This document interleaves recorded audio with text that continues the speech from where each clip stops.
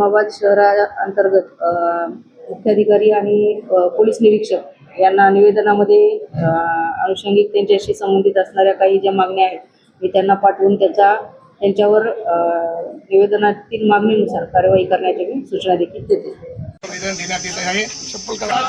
गो माता की जय, गो माता की जय.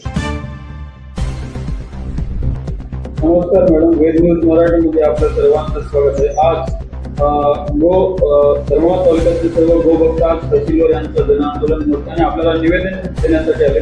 कारण की राज्य सरकारने गोमातेला राष्ट्रमातेचा दर्जा दिला, त्याप्रमाणे राष्ट्रमातेला सुद्धा दर्जा मिळावी आणि जे काही आपल्या धर्मांतरावर भारत देशामध्ये अनेक ठिकाणी गोहत्या सुद्धा होत आहे, याविषयी त्यांच्या अनेक मागण्या आपल्या निवेदनामध्ये दिलेल्या आहेत. त्याबद्दल आपलं काय मत आहे?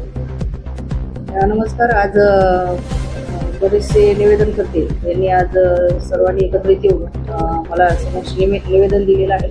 त्या निवेदनाच्या अनुषंगाने मी सांगते, आपल्या निवेदनाच्या अंतर्गत ज्या मागण्या आहेत माननीय जिल्हाधिकारी महोदयांकडे मी आजच पाठवून देते आणि जिल्हाधिकारी महोदयांमार्फत जे आपले माननीय पंतप्रधान कार्यालय असतील किंवा राष्ट्रपती कार्यालय, मुख्यमंत्री कार्यालय यांच्या कार्यालयाला आपल्या निवेदनातील मागण्याच्या अनुषंगाने मागण्या जातील आणि धर्माबाद शहराअंतर्गत मुख्याधिकारी आणि पोलीस निरीक्षक यांना निवेदनामध्ये अनुषंगिक त्यांच्याशी संबंधित असणाऱ्या काही ज्या मागण्या आहेत मी त्यांना पाठवून त्यांच्यावर निवेदनातील मागणीनुसार कार्यवाही करण्याची सूचना देखील देते.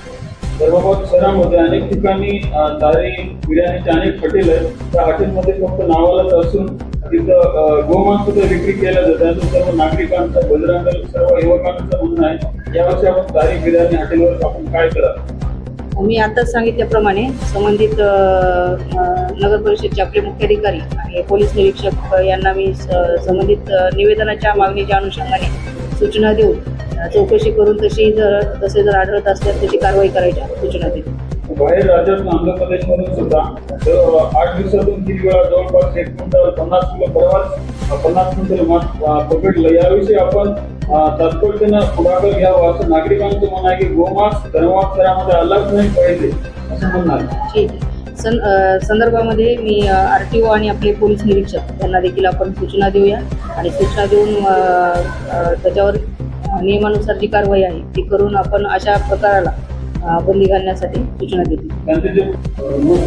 आज आपण सर्व गोभक्तांच्या वतीनं गोत्सव सन्मान अभियानामध्ये सर्व धर्माबाद तालुक्यातील शहरातून सर्व आपलं निवेदन पत्र तहसीलदार मॅडमला देण्यात आलं. यामागील कारण काय आणि काय आपली मागणी आहे? धन्यवाद सर.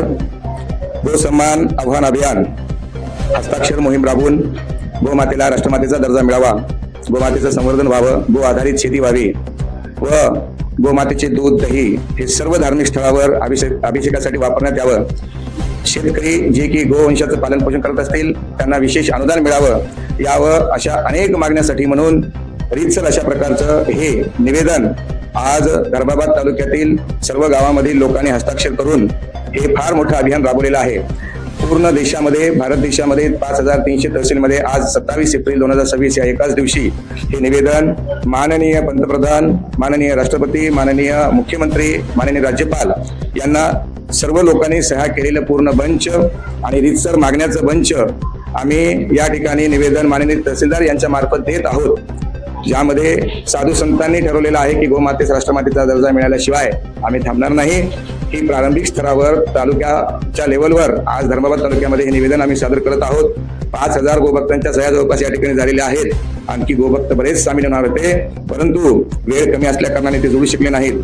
तर या भावना ज्या आहेत त्या शासनाला कळायला पाहिजेत, गोभक्तांच्या भावना कळायला पाहिजेत. गो जागृती झाली पाहिजे, गो पालन हे अतिशय चांगल्या प्रकारे झालं पाहिजे आणि समृद्ध देश निर्माण झाला पाहिजे, हा त्या पाठीमागचा उद्देश आहे.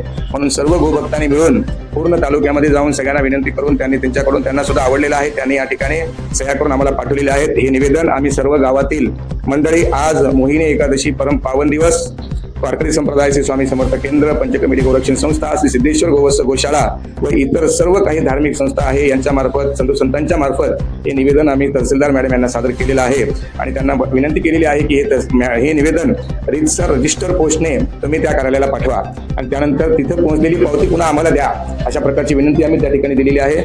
व या निवेदनामध्ये प्रत्यक्ष हस्ताक्षरांची संख्या सुद्धा आम्हाला नमूद करायची आहे. रिसिप्ट घेतल्यानंतर ही कॉपी आम्हाला प्रत्येक कार्यालयाला त्या ठिकाणी फॅक्स करायची आहे. आणि अशा प्रकारचे प्रारंभिक स्तरावरचं तहसील कार्यालयावरचं आजचं निवेदन साधू संतांनी सांगितल्याप्रमाणे आम्ही गोमातेच्या चरणी ही सेवा सगळ्या भक्तांना मिळून समर्पित केलेली आहे. यानंतरचा पुढचा जो स्टेप आहे तो 27 जुलैला असेल, तो जिल्हा पातळीवरचा आहे. त्यानंतर 27 नोव्हेंबर यावेळेस राज्य पातळीवर होईल आणि त्यानंतर 27 फेब्रुवारी 2027ला देश पातळीवर सर्व साधू संत मिळून त्या ठिकाणी निवेदन देतील. आणि जोपर्यंत गोमातेला राष्ट्रमातेचा दर्जा मिळणार नाही, ज्या मागण्या आहेत त्या मान्य होणार नाही, तोपर्यंत सर्व साधू संत त्या ठिकाणी 5.5 महिने आमरण उपोषणासही बसणार आहेत. आणि त्यांच्याच आदेशानुसार प्रधान संरक्षक म्हणून नंदी महाराज आणि आद्य गोमाता यांच्या अध्यक्ष आणि प्रधान सचिवाखाली हे निवेदन आम्ही सर्व गोभक्तांनी म्हणून दिलेलं आहे. या वेद न्यूजचे आमचे सिद्धू महाराज मठपती यांनी या कार्याची दखल घेतली, त्यांचा खूप खूप धन्यवाद. कारण का गोमाता ही राष्ट्रमाता व्हावी, शासनाने राज्य शासनाने गोमातेला राज्यमातेचा दर्जा दिला. आम्ही राज्य शासनाचं खूप कौतुक करतो, त्यांचं अभिनंदन करतो.